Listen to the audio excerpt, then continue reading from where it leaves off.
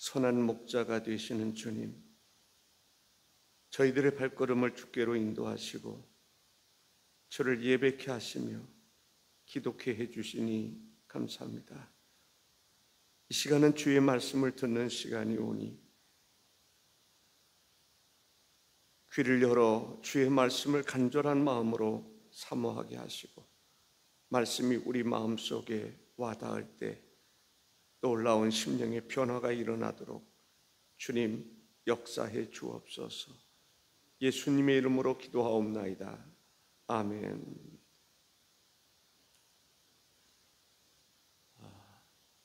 우리가 인생을 살아갈 때 삶의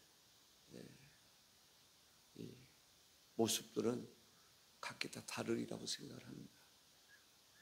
올림픽을 열면 사람들이 경주를 하는데 예를 들어서 달린다 말이죠. 어떤 마음으로 달릴까요? 사력을 다해서 목숨을 걸고 달리는 사람이 있습니다.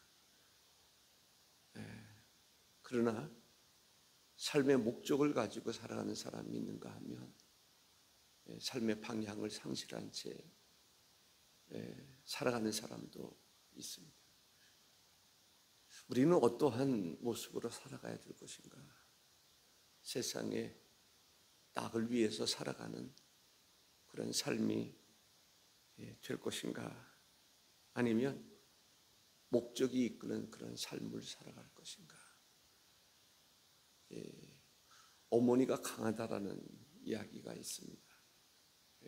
어머니는 강한 이유가 그래도 자식을 더 사랑하기 때문에 그런 거 아닌가라는 생각이 듭니다.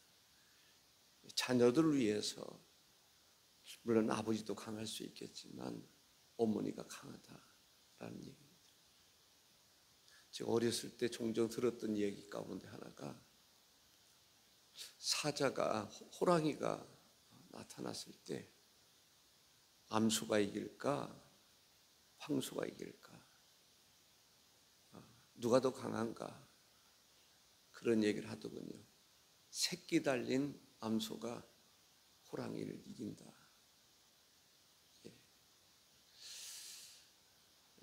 오늘 본문의 말씀을 통해서 세상에서 가장 강한 사람이 어떤 사람인가? 강한 힘을 가진 사람들은 어떤 사람인가? 사랑할 줄 아는 사람이다 라는 것입니다. 사랑하면 사람들은 움직이게 되어 있습니다. 사랑에 이끌려 살아가는 사람들이 강하다라는 것이죠. 야곱이 형 에서를 피해서 하란으로 가게 됩니다. 외삼촌 라반의 집으로 가게 되는 것이죠. 그곳에 가서 사랑에 빠지게 됩니다. 누구를 사랑합니까?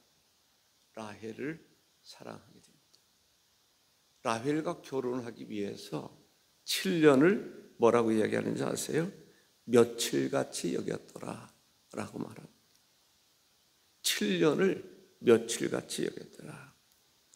창세기 29장 20절에 보면 야곱이 라헬을 위하여 7년 동안 라반을 섬겼으나 그를 사랑하는 까닭에 7년을 며칠같이 여겼더라 라고 말합니다.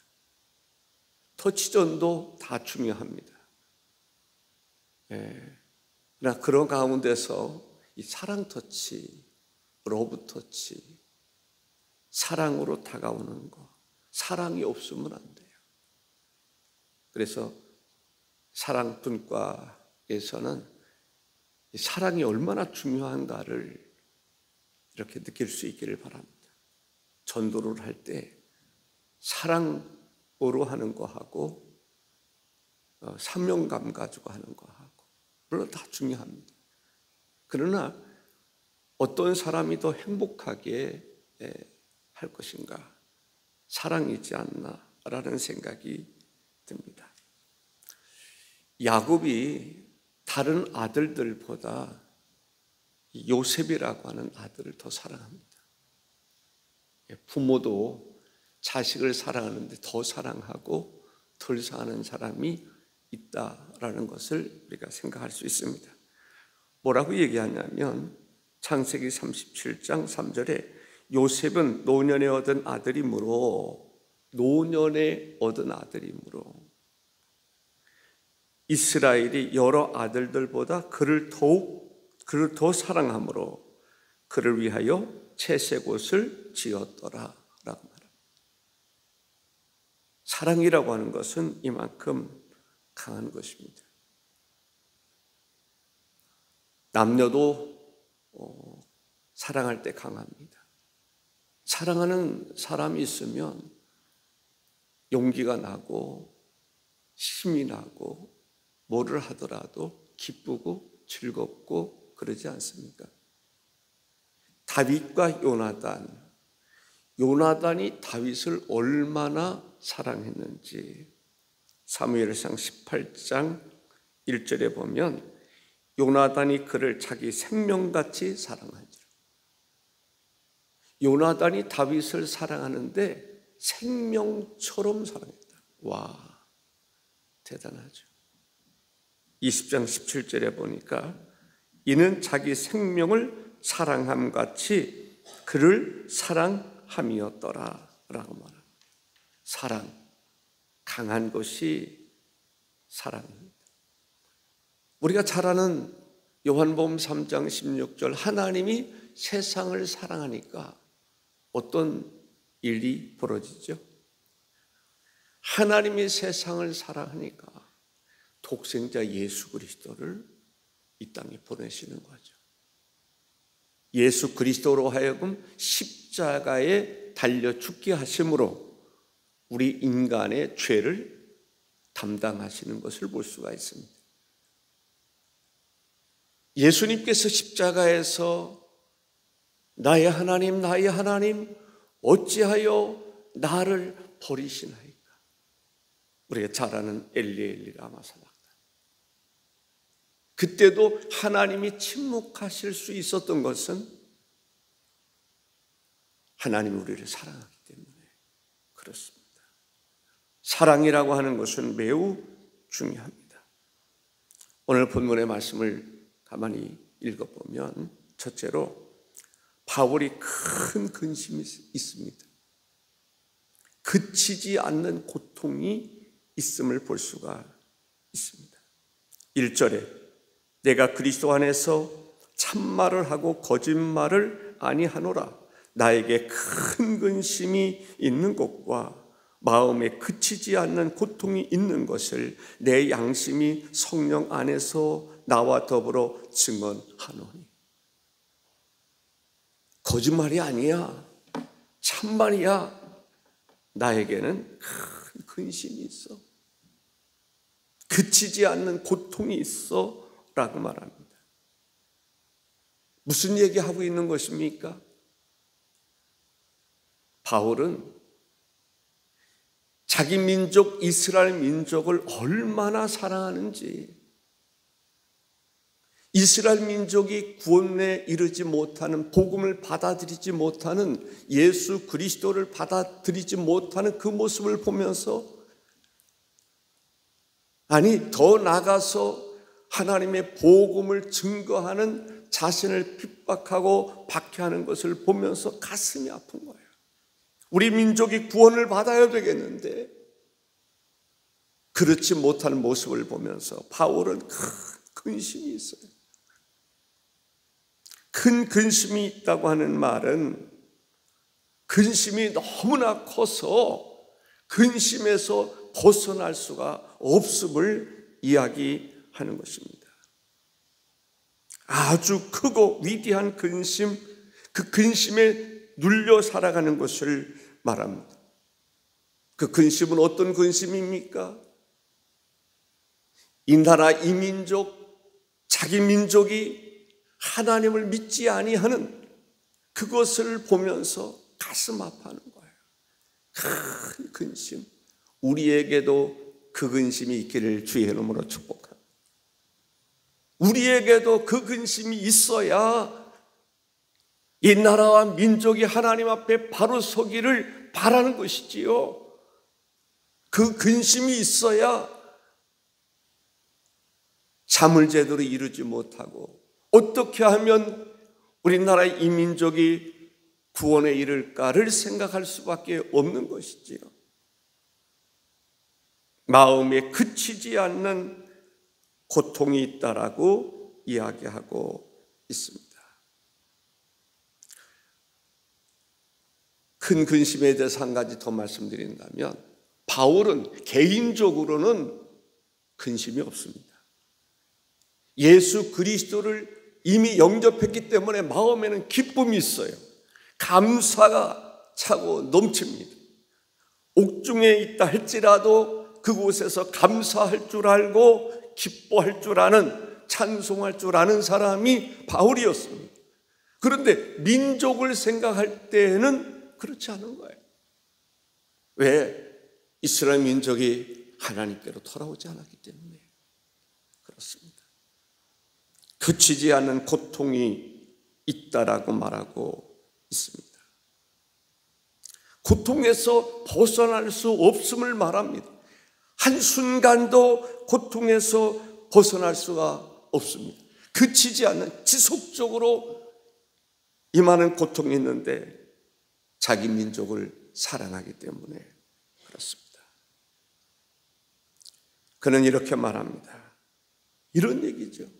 내가 이 나라, 이 민족, 우리 민족이 구원받을 수 있다면, 아니 내가 저주를 받음으로 구원에 이를 수 있다면 나는 내 자신이 저주받는 그 길을 선택하겠다. 민족을 사랑하는 바울의 모습을 볼 수가 있습니다. 정말 바울 사도와 같은 사람이 나라를 구원하는 것입니다. 살리는 것을 볼 수가 있습니다. 두 번째는 바울은 자기 민족을 어찌나 사랑했는지 자신이 저주를 받아 끊어질지라도 원하는 바라 이렇게 이야기하고 있습니다. 3절에 나의 형제 곧 고륙의 친척을 위하여 내 자신이 저주를 받아 그리스도에게서 끊어질지라도 원하는 바로다 라고 말합니다. 자기 민족을 구원하기 위해서 자기 민족이 구원받을 수 있는 길이라고 한다면 내가 비록 저주를 받는다 할지라도 나는 민족의 구원을 선택하겠다. 이 얘기를 하고 있는 것입니다. 바울은 이러한 마음이 있습니다. 그리스도의 사랑에서 누구도 무엇도 끊을 수 없다라고 이야기합니다. 자기 민족을 위해서라면 자기가 저주를 받는다 할지라도 라고 하는 말은 자기가 저주를 받기를 원하는 게 아닌 거예요. 민족의 구원을 그토록 원하는 것을 볼 수가 있습니다. 누구도 그리스도의 사랑에서 나를 끊을 수가 없다라고 그런 말하고 있습니다. 로마서 8장 38절에 내가 확신하노니 사망이나 생명이나 천사들이나 권세자들이나 현재일이나 장래일이나 능력이나 높음이나 기쁨이나 다른 어떤 피조물이라도 우리 주 그리스도 예수 안에 있는 하나님의 사랑에서 끊을 수 없으리라 라고 말합니다.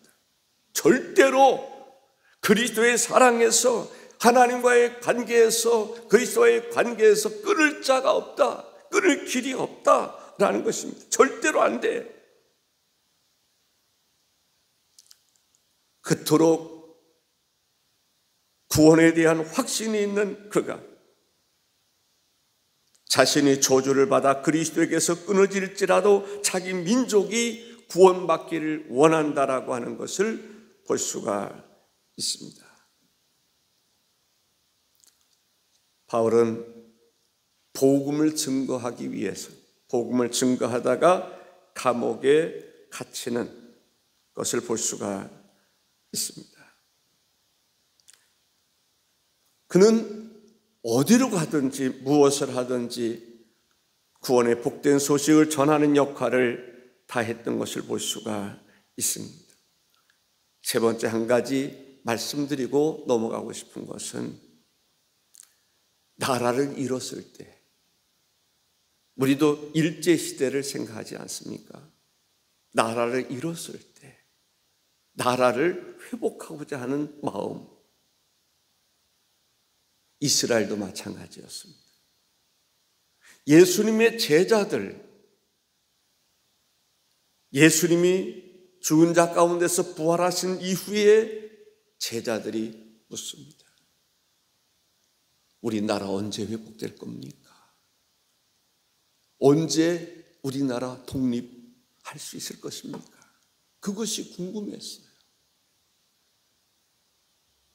예수님을 그렇게 오랫동안 따라다녔는데도 아직도 한마디로 도를 깊이 깨닫지 못하는 거예요. 세상에 있는 나라, 예수님은 뭐라고 말씀하십니까? 그것이 중요한 게 아니야. 그것은 너희가 알 바 아니야 라고 하는 말씀을 하시는 것을 볼 수가 있습니다. 나라 중요한 것입니다. 나라를 잃어버린 사람, 나라를 찾고자 하는 마음은 누구에게나 다 중요한 것입니다. 그런데 거기에 우리가 묶여 있으면 안 된다라고 하는 것이 성경의 가르침입니다. 바울에게서 그렇습니다. 바울에게 있어서 이스라엘을 사랑하는 마음은 변함이 없습니다. 그러나 사랑하는 방법은 다를 수 있는 것입니다. 바울이 이스라엘을 사랑하기 때문에 복음 전하야만 했던 것입니다. 이스라엘을 사랑하기 때문에 복음을 전했던 것을 보게 됩니다. 예수님의 제자들도 이스라엘을 또한 사랑하기 때문에 복음을 전했던 것을 볼 수가 있습니다. 저는 이 나라, 이 민족, 남북이 정말 우리가 사랑하는 것은 뭘까요? 남북이 자유롭게 자유를 누리며 하나님의 말씀으로 복음 통일을 이루는 것이 마음의 소원인 것은 성경을 보면 답이 나오기 때문에 그런 것입니다. 그냥 통일이 아닙니다. 거기에 하나님의 관심이 있는 것이 아닙니다. 복음 통일입니다.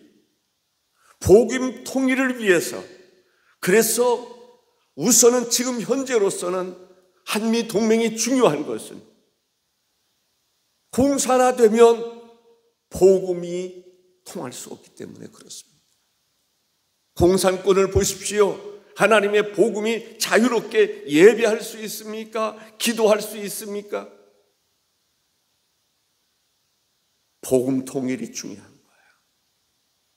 이 시대로 볼 때는 앞으로 시대가 어떻게 바뀔는지는 모르겠습니다만은 그래도 하나님께서 미국이라는 나라를 들어서 하나님의 복음 통일을 이루게 하시리라는 기대를 가지고 있기 때문에 중국을 통해서 통일이 된다고 생각해 보세요. 복음 통일이겠습니까? 그게 하나님이 원하는 것이겠습니까? 통일 자체만의 목적이 아니란 말이죠. 성경을 보라. 성경을 통해서 보면 우리가 어떠한 삶을 살아가야 될지 답이 나오지 않습니까? 바울 사도가 발견하는 것, 예수님의 제자들이 발견하는 것이 무엇입니까? 나라를 회복하는 것, 더 나아가서 하나님의 말씀으로 나라를 회복하는 것을 원했던 것을 볼 수가 있습니다. 네 번째로 이스라엘은 반드시 회복될 것에 대해서 이야기하고 있습니다.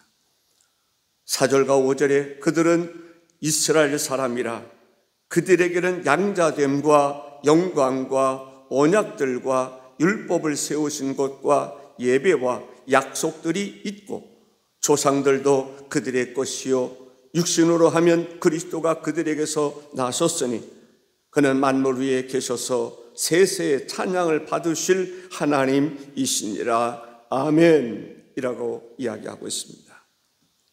바울은 확신이 있습니다. 이스라엘의 회복, 그 회복은 복음 회복인 것을 볼 수가 있습니다. 성경은 말세의 징조를 이야기하고 있습니다. 전쟁이 있을 것이고 지진이 있을 것이고 재난이 있을 것이고 복음이 증거될 것을 이야기하고 있습니다. 마가복음 13장 8절에서 10절에 보면 민족이 민족을 나라가 나라를 대적하여 일어나겠고 곳곳에 지진이 있으며 기근이 있으리니 이는 재난의 시작이니라. 너희는 스스로 조심하라. 사람들이 너희를 공회에 넘겨주겠고 너희를 회당에서 매질하겠으며 나로 말미암아 너희가 권력자들과 임금들 앞에 서리니 이는 그들에게 증거가 되려 함이라. 또 복음이 먼저 만국에 전파되어야 할 것이니라 했습니다. 예수 그리스도 이 땅에 재림하실 것입니다. 또 마지막 재림의 확실한 증거가 뭐냐면 이스라엘의 하나님의 백성들에게 복음이 증거될 것에 대한 말씀을 하고 있습니다. 로마서 11장 13절에 내가 이방인인 너희에게 말하노라. 내가 이방인의 사도인 만큼 내 직분을 영광스럽게 여기노니 라고 말합니다. 갈라디아서 2장 8절에 베드로에게 역사하사 그를 할례자의 사도로 삼으신 이가 또한 내게 역사하사 나를 이방인의 사도로 삼으셨느니라. 이스라엘 백성들을 하나님이 버리지 않습니다. 이스라엘 백성들에게 분명히 하나님의 복음이 들어갈 때가 있을 것입니다. 그러나 시대적으로 보면은 하나님은 이스라엘만의 하나님이 아니라 모든 민족이 구원받기를 원하시는 것입니다. 이방인에게 하나님의 복음이 증거되고 또 유대인에게 하나님의 복음이 증거될 것을 이야기하고 있습니다.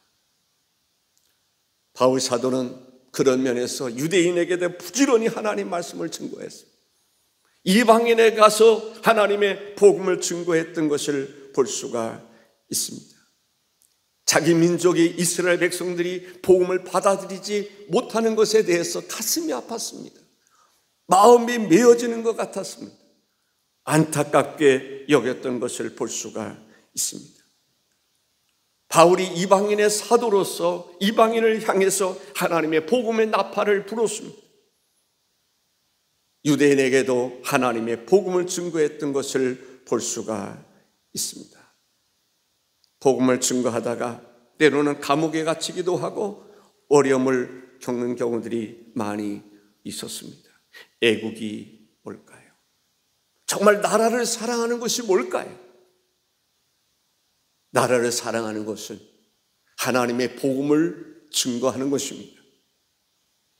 하나님의 복음 안에서 복을 받는 그것이 받도록 하는 것이 나라를 사랑하는 것입니다. 성경을 보면 역사를 읽을 수가 있습니다. 우리 나라 사랑은 애국운동 해야 됩니다. 애국운동이 무엇일까요? 하나님의 복음을 증거하는 것입니다. 하나님은 모든 사람이 구원에 이르기를 원하고 있습니다. 그 핵심이 사랑입니다. 나라와 민족을 사랑할 수 있어야 됩니다. 그럴 때 이 나라 민족을 위해서 복음을 전할 수가 있는 것입니다. 열방을 사랑할 수 있어야 됩니다. 사랑하는 마음이 있으면 열국을 향해서 하나님의 복음을 증거할 수가 있는 것입니다. 이웃을 사랑하는 마음이 있어야 됩니다. 그래야 그들에게 하나님의 복음을 전할 수 있는 것입니다. 사랑하는 마음이 있으면 힘이 나는 것입니다.